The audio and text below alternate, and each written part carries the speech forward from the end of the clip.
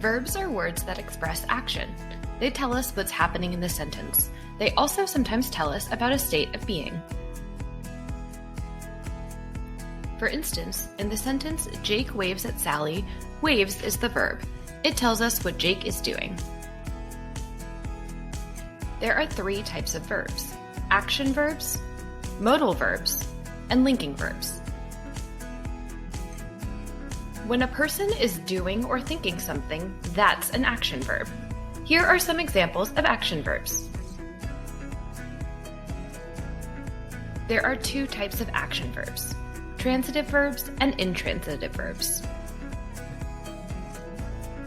Transitive verbs are always followed by a noun that's receiving the action, called the direct object.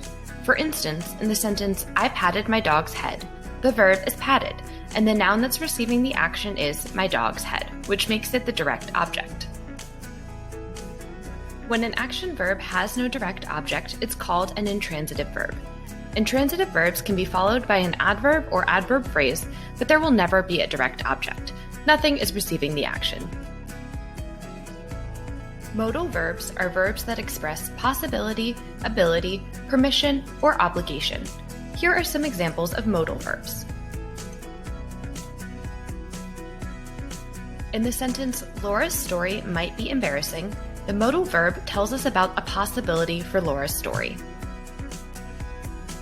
Linking verbs are verbs that connect to the subject of your sentence to a noun or adjective that describes your subject. Here are some examples of linking verbs. For example, in the sentence, we are your new neighbors, the linking verb are connects the subject we to the phrase your new neighbors, which gives more information about the subject. It's important to use strong verbs in your writing. Verbs are your action words. You want them to be powerful. For more information about how to use verbs in your writing, visit ProWritingAid.com.